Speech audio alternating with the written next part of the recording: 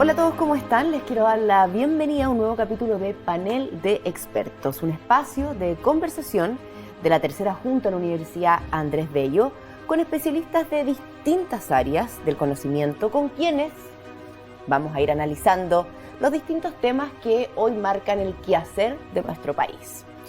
Hoy tenemos con nosotros al doctor Martín Montesino, neurocientífico, director del Instituto de Ciencias Biomédicas de la Facultad de Medicina de la UNAV, director alterno del Núcleo Milenio de Neuroepigenética y Plasticidad y además uno de los mayores estudiosos del cerebro humano.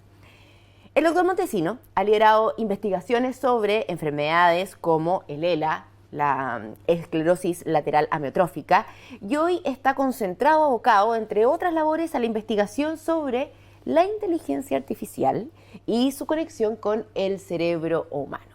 ¿Se han preguntado ustedes alguna vez si creen que las máquinas finalmente van a terminar reemplazándonos a nosotros los humanos o haciendo más acciones, trabajos también de los que hoy hacen por nosotros, por ejemplo? Son preguntas que todo el mundo se las está haciendo el día de hoy. Había una noticia hace unas semanas atrás, Elon Musk ya aseguró el día en que, ya está listo, el día en que los robots empiecen a manejar sus fábricas, por ejemplo, de los autos Tesla. Impresionante, ¿o no?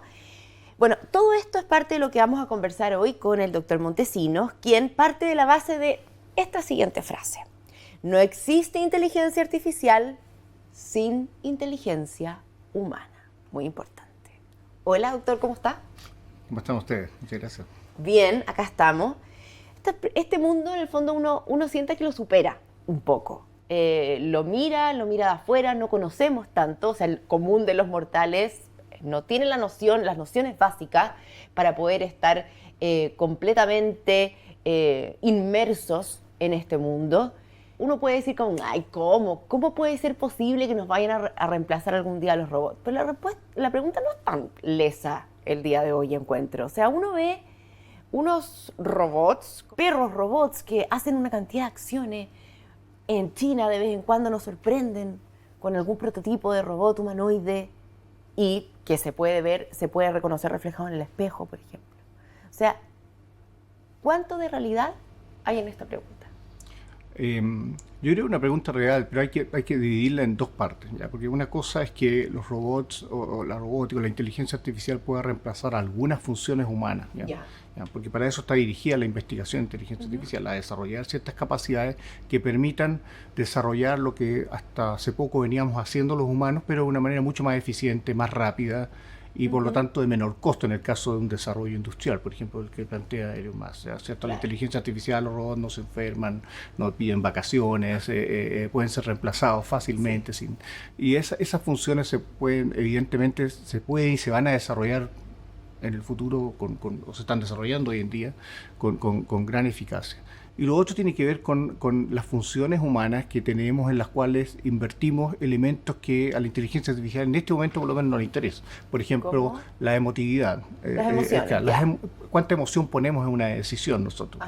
Si decidimos tomar un protocolo versus otro, si decidimos caminar por un lado de la ciudad o por otro. Como problema, es una decisión. Ese es como el problema de los autos que se manejan solos. Exactamente. Claro. Uno elige el camino más eficiente, exacto, pero no necesariamente el que nosotros quisiéramos tomar esa mañana. Y en esa decisión yo pienso que todavía estamos lejos de que la inteligencia artificial o la robótica vaya a intentar reemplazar, porque sería absurdo que intentaran hacer algo que le va a quitar eficacia y eficiencia al proceso que se está tratando de automatizar.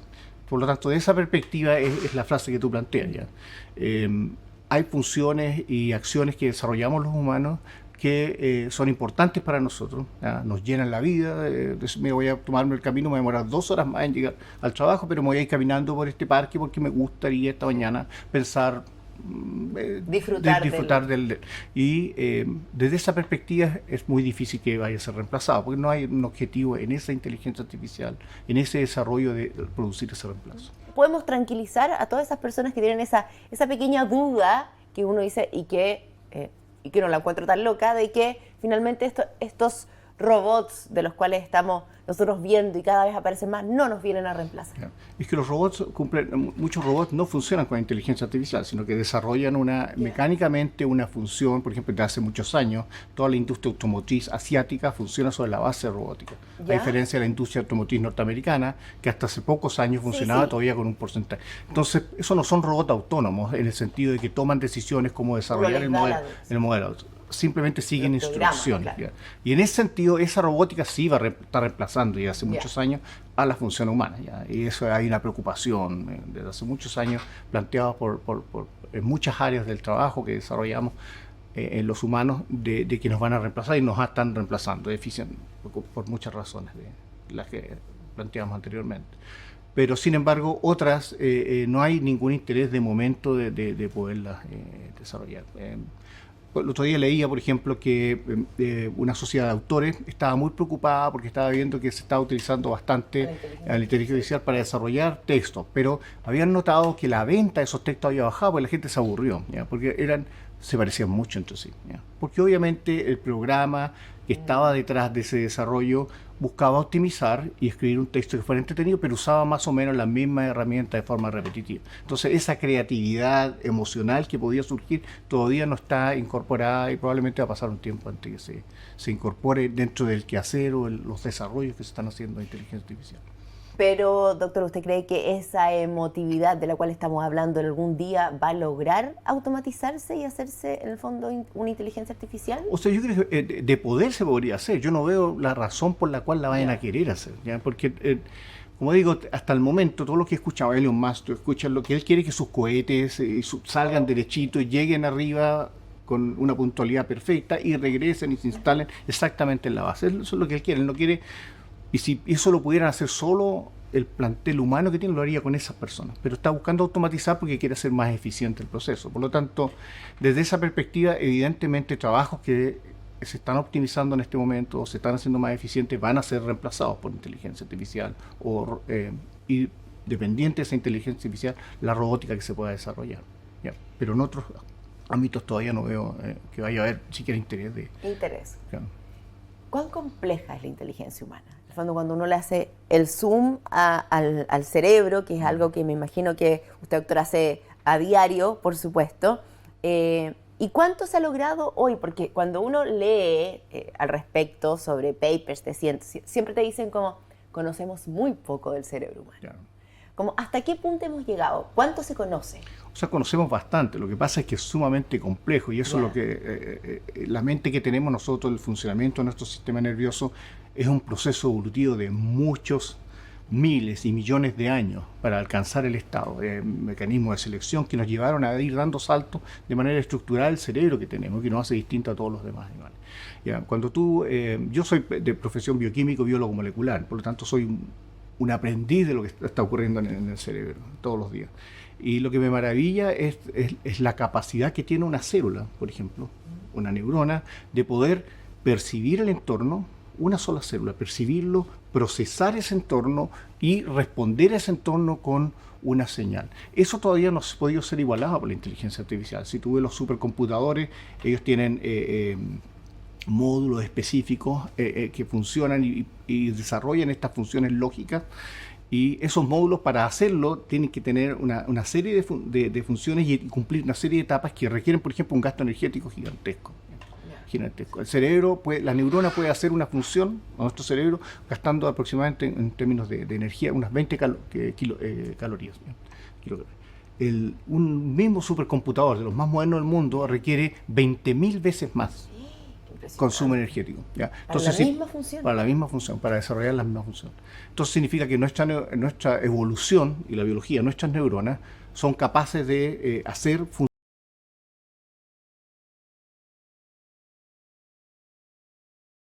los desarrollos computacionales que se están haciendo en este momento. Se acaba de inaugurar uno en Alemania, 500 millones de euros, se ha inaugurado otro en Francia, Estados Unidos tiene un...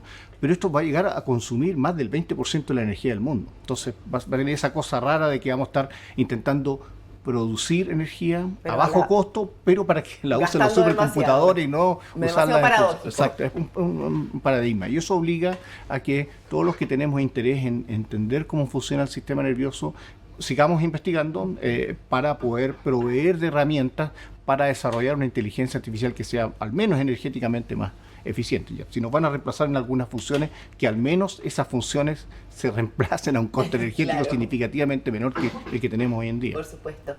Y doctor, ¿la inteligencia artificial nos está ayudando para conocer más el cerebro humano? Es fundamental. Ya, en muchos de los estudios que estamos realizando ahora en el laboratorio, uno ve la cantidad de... Antiguamente uno obtenía una cantidad de datos que era muy limitada. Ya, cuando yo hice mi tesis doctorado, obtenía una cantidad de datos pequeños y podía jugar con esos datos y desarrollarlo durante 5 años que duró la tesis doctorado.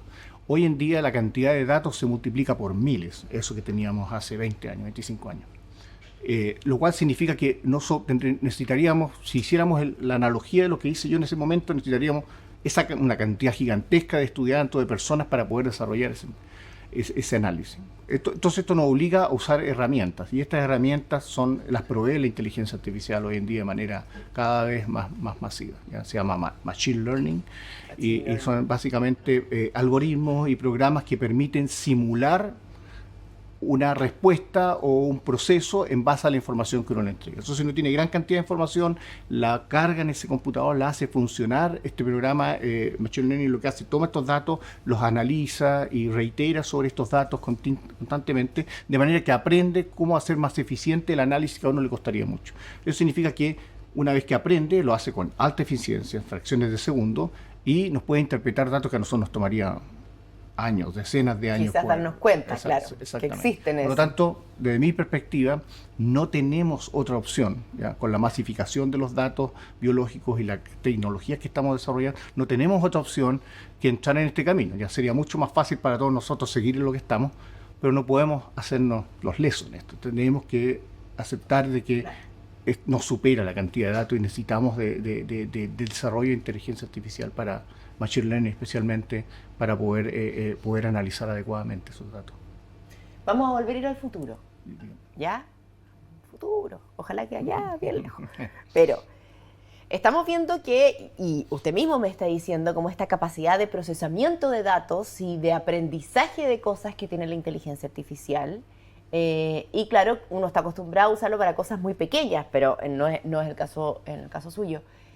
¿Podríamos llegar a creer, a pensar que en un futuro la inteligencia artificial va a poder leer la mente humana?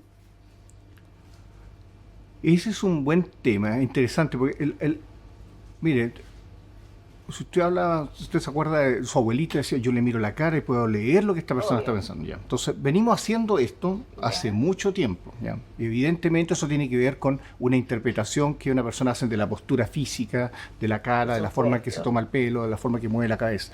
Por lo tanto, obviamente, ese procesamiento que hemos hecho los humanos por muchos años, se puede automatizar. Y evidentemente, al automatizarse, algoritmos de inteligencia artificial van a poder hacerlo de manera altamente eficiente. De hecho, lo hemos usado. Piensa usted que durante la pandemia se pusieron estas cámaras a la entrada de cada uno de los malls que ingresábamos y nos tomaban la temperatura. Era capaz de detectar si una persona se veía enferma bajo ciertos rasgos. Entonces, eso es una interpretación, en el fondo, no de la mente, pero de un estado de salud de la persona en base a algunos criterios. Entonces, evidentemente, esto se va a poder hacer de la misma manera que lo hemos hecho los humanos, de manera menos empírica, menos sistemática. Un programa, una cámara, un buen sistema de video, digitalizar las distintas imágenes, va a permitir hacer un rápido análisis de lo que podría estar pensando. ¿Y cómo funciona entonces? ¿O la inteligencia artificial ha intentado mejorar al menos como el detector de mentiras? Bueno, en este momento se usa. Usted ve que esos programas policiales en la televisión, una cosa que le colocan es cámara, ¿no? Y hay unos tipos detrás de la cámara cuando el policía está entrevistando al sospechoso y están interpretando con esas cámaras cada uno de esos movimientos. ¿Ya? Eso no lo va a tener que hacer un policía, lo va a poder hacer un programa pronto, porque va a tener sistematizado cuál es el comportamiento de una persona que se siente culpable, que se siente, ante ciertas preguntas se comporta de manera distinta, instintivamente, y eso va a poder evidentemente ser sistematizado. No van a poder mentir. No. Y doctor, ¿qué discusión cree que abre y que plantea también esta posibilidad sobre, es que es un tema que es impresionante. Claro, uno lo empieza a hablar y uno dice, ya, la inteligencia, lo hablamos, por ejemplo, lo de los libros. Como empezar a escribir cosas, o no sé, yo hago clases en la universidad también, como los trabajos de mis alumnos, por ejemplo. Pero está el tema de los neuroderechos, de quiénes son los autores también finalmente. Pues claro. ¿De dónde vienen esos pensamientos? ¿De dónde vienen esas creaciones? Es un tema complejo, pero esto requiere una legislación compleja también. ¿Ya? Chile, es bueno que toda la gente lo sepa, es un país líder en neuroderechos. Fue uno de los segundo país, creo que empezó a intentar tener una legislación avanzada en neuroderechos. ¿Ya?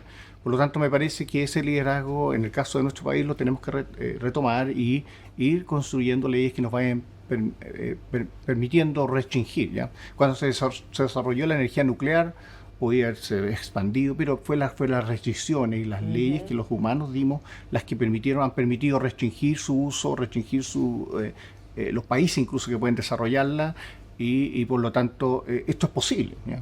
Por lo tanto, en el caso de los neuroderechos hay que desarrollar capacidades para poder limitar e interpretar y poder darse cuenta cuando algo le pertenece a esa persona, es creación de esa persona o no. Ahora, va a haber que acostumbrarse que muchos de los textos que recibimos van a estar construidos sobre la base de inteligencia artificial. Eso nada va a detener. Nosotros todavía estamos acostumbrados a pensar, porque está como seteado de alguna manera en nosotros, porque venimos de toda una historia que se vive, claro. Como que te llega algo, uno lee algo, que es un poco el problema de la fake news. En el fondo, que lee algo y uno da por hecho que alguien lo escribió, alguien lo dijo, ya no va a ser así. Pero antiguamente todos los textos se escribían a mano. Sí. Entonces, después pasamos a la imprenta y en ese momento los escritores deben haber pensado, esto se acabó porque aquí me van a copiar y nadie me va a reconocer. Y pasó todo lo contrario, se expandió la posibilidad de que esos textos escribidos, manuscritos anteriormente, pudieran ser leídos ahora por mucha gente. Entonces yo creo que en este caso es igual. Más que preocuparse, hay que ocuparse del problema. Y el problema está en desarrollar legislación que nos permita asignarle a las personas lo que le corresponde en derecho por haber desarrollado un texto, haber creado una idea y haber contribuido al desarrollo del mundo con algo en particular. ¿Ya? ¿Hay algún país que usted cree que esté siendo líder respecto a estos temas? Que sería bueno, por ejemplo, mirar, investigar. Me cuesta decirlo porque yo creo que todos los países están más o menos en la misma etapa. Hay muchos intereses, obviamente, en esto. Hay mucha preocupación de personas de que si nos pasamos de pueblo en la legislación, vamos a prevenir desarrollos que van a ser importantes, a lo mejor como economía, como país, en el caso de Chile. Chile tiene un futuro importante en esto. Vamos a ser gran productor, por ejemplo, de energías limpias. Y muchos de estos supercomputadores y compañías van a querer recibir esa ganancia de poder, que parte de su consumo energético sea de energías limpias, para poder vender así su plataforma digital. Por lo tanto, yo creo que nuestro país debe preocuparse, pensar en esto y hacerlo seriamente pensando en su futuro. Yo creo que hay una posibilidad enorme para un país distante del resto del mundo como el nuestro para contribuir de manera significativa en esto. O sea, ojalá que no nos quedemos dormidos también en los laureles con este tema de los neuroderechos, porque creo que avanzamos, pero lo tenemos ahí medio en stand-by. Lo peor que podemos hacer es no hablar de esto. Es como todas las cosas. Exacto. Empecemos, todo el mundo, los interesados en esto, tienen que conversar, llevar este tema al Parlamento, asegurarnos que nuestro Parlamento se impregne en esto. En el pasado lo hizo, en el Senado hubo una ley es la ley de neuroderechos chilena, surge de ahí, exactamente, sí. ¿Ya? Y él ha estado apoyado por personas que son importantes en el mundo en esto. Él y otras personas, evidentemente, debieran tener un rol importante en esa discusión. ¿Ya? Mientras más gente se sume con una postura abierta, planteo, de poder discutir sobre estos temas y ver cuál va a ser el beneficio que nuestro país puede obtener para su futuro desarrollo. Impresionante, ¿eh? Todo un mundo y siento que no va a parar, en el fondo, que el mundo de los neuroderechos, de la inteligencia artificial y todas sus capacidades y todo lo que logra hacer, como que nosotros estamos en la punta del iceberg. Esto, ¿no? ¿O me tranquilizo? Es como todas las cosas, hay que tranquilizarse. Hace algunos años, pocos años, se planteó, se abrió la posibilidad de editar el genoma, cambiar nuestra secuencia genómica. Ya. Entonces, se acabó la especie humana en esto. Nada de eso ha pasado, porque obviamente nadie quiere acabar con la especie humana. Lo que todos queremos es utilizar la tecnología de la mejor forma posible para ayudar a aquellos que han sido más desafortunados desde el punto de vista genético para poder solucionar enfermedades. Entonces, acá la postura tiene que ser la misma. Cómo poder ayudar a que nuestro sistema económico, en el caso de nuestro país, nuestra industria se pueda desarrollar de mejor manera y la gente pueda ganar espacios de tiempo que ahora no tiene, a lo mejor para disfrutar en otros aspectos de la vida que pudieran interesar. Y para cerrar, doctor, le quiero hacer una pregunta, porque que tiene un poco relación a lo que estaba diciendo recién. Claro, nos vamos a empezar a acostumbrar a usar inteligencia artificial en el día a día, en un montón de situaciones y también mucho en la creación, que ahí viene después todo el otro tema que estábamos hablando de los neuroderechos, pero ¿cómo se puede ver también afectado el desarrollo del cerebro con este tipo de inteligencia? Pensando en niños, adolescentes, alumnos, por ejemplo, de carreras universitarias. O sea, tenemos que dar por hecho que va a afectar. Ya. En cada salto tecnológico que hemos tenido ha habido un efecto sobre la forma en que se estructura el cerebro, en la forma en que se almacena el conocimiento. Los niños que están naciendo y que están creciendo con el celular y aprenden por imagen es muy distinto a cómo aprendí yo, que era muy distinto. ¿Ya? O sea, yo sacaba enciclopedia y mis trabajos eran a mano. Exactamente, eso ya nada de eso es así, pero eso también cambia la forma en que ese aprendizaje se almacena, por lo tanto no hay que mirar para atrás en esto porque eso ya es pasado, ¿ya? Y hay que mirar hacia adelante, cómo vamos a asegurarnos de que ese desarrollo y ese impacto no afecte otras cosas que son importantes para nosotros como seres humanos en términos del crecimiento de los niños y de su proceso de aprendizaje. Entonces, no, hay que ocuparse del problema más que preocuparse. No, y claro, y quizás es de alguna manera evitar el uso en ciertas etapas, como hasta ciertas edades. No sé, yo me pregunto, aunque igual uno se lo cuestiona, claro. Nosotros íbamos a la enciclopedia y mi mamá me decía, no sé, cualquier enciclopedia la que teníamos en la casa, anda a averiguar, busca de la A a la Z, tenías que buscar el tomo, y ahora van y te lo dice Wikipedia también, hasta el día, o la inteligencia artificial. Pero claro, la otra vez leía que, no me acuerdo si era Harvard o Cambridge, no me acuerdo qué universidad, como que ahora en un estudio aseguraba que la mejor forma de retención de conocimiento era escribiendo a mano, en el fondo. Entonces, yo lo hago todo el tiempo, yo siempre tomo resumen, pero es la forma por la cual yo crecí, ¿ya? Es la forma en que yo me acostumbré y aprendí a aprender. Tenemos que aceptar los cambios y tenemos que adaptar esos cambios de manera que puedan desarrollar capacidades los niños que les permitan desarrollarse adecuadamente dentro de la sociedad civil, dentro de su trabajo, dentro de su profesión, lo que quieran desarrollar, ¿ya? No tenemos otra alternativa, no nos podemos quedar en el pasado. Antiguamente era mejor irse caminando al trabajo y caminar esas 25 cuadras, ¿ya? Pero hoy en día, por motivos de tiempo, sería muy ineficiente, no lo puedes hacer simplemente, ¿ya? Entonces, por muy beneficioso que fuera eso para tu salud, no lo podemos hacer y tenemos que aceptar que no lo podemos hacer y tenemos que hacer ejercicio de otra manera, ¿ya? Es exactamente el mismo concepto.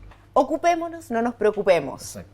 Muchas gracias, doctor. Se pasó muy entretenida la entrevista y aprendimos bastante sobre este tema de inteligencia artificial, cerebro humano, neuroderechos. Nos encontramos en una próxima oportunidad.